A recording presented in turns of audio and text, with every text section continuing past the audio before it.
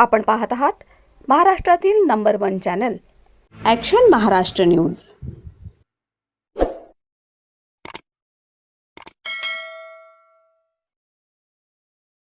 Paper leak जेव्हा जेव्हा होईल तेव्हा प्रत्येक स्टुडंटला 10,000 देण्यात यावे।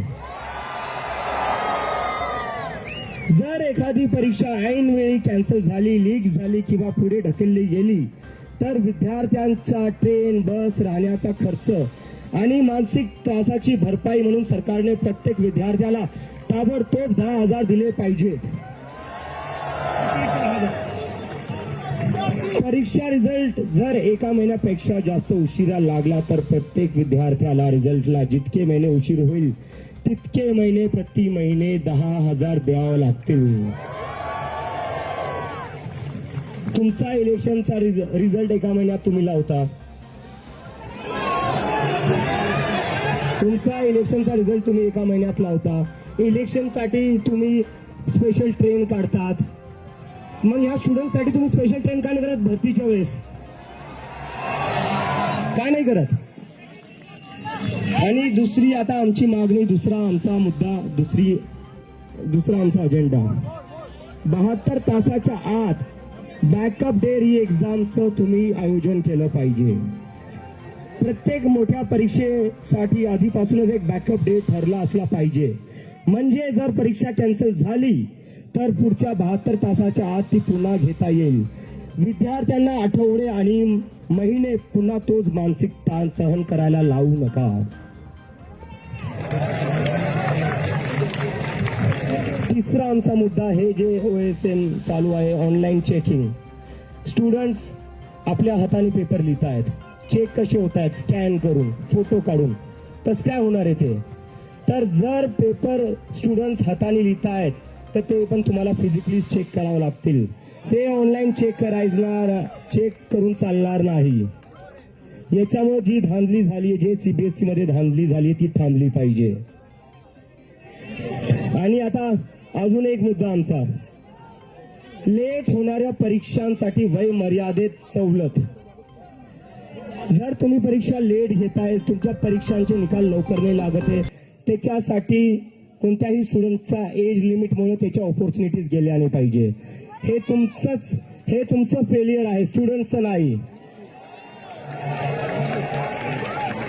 हे सरकारचं फेलियर आहे। सरकारच्या फेलियरमुळे कोणत्याही स्टुडंटचे अटेम्प्ट्स कमी झाले नाही पाहिजे। आणि दुसरी आता आमची शेवटची एक जी मागणी आहे, परीक्षेच्या 7 दिवसाआधी कम्प्युटर टेस्टचं ऑडिट झालं पाहिजे। कोणाला तुम्ही टेंडर देतायत, जसं एका इंडिपेंडेंट बॉडीने ऑडिट केलं पाहिजे। हे नाही की संत्र्यांच्या मित्रांना किंवा नातेवाईकांना तुम्ही टेंडर देऊन टाकसाल, हे चालणार नाही। तर ह्या आमच्या 5 मोठ्या डिमांड आहे। आणि आता माझा एक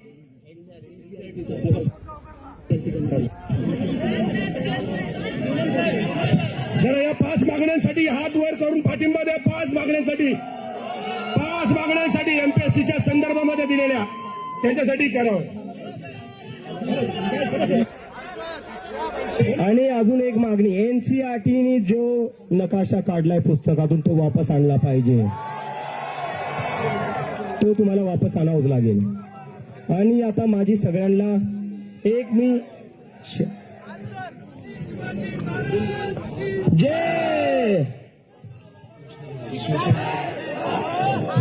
आता मी एक हे बोलतो की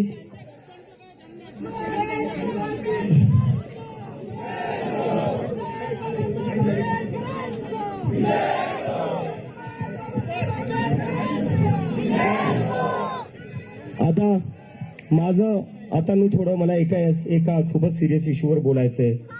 जेव्हापासून आमची कॉकरोच जनता पार्टी सुरू झाली तेव्हा एक हे सुरू झालं, deep state funding, George Soros funding, Pakistan funding. ठीक आहे, मानून घेतो एखाद्या वेळेस जे तुम्ही खोटं बोलताय। त्या वेदांचं काय, जो 17 वर्षाचा CBSEचा पोरगा आहे त्यालाही तुम्ही पाकिस्तानी बोललेले आहेत। तुम्हाला लाज वाटते? तुम्ही तुमच्या देशाच्या स्टुडंट्सला पाकिस्तानी बोलतायत। तुम्ही मला पाकिस्तानी बोलताय, तुम्ही सीबीएसईच्या स्टुडंट्सला पाकिस्तानी बोलताय, जे पत्रकार तुम्हाला प्रश्न विचारतात तुम्ही त्यांना पाकिस्तानी बोलता, जो विरोधी पक्ष अपोजिशन लढतोय तुम्ही त्याला पाकिस्तानी बोलता.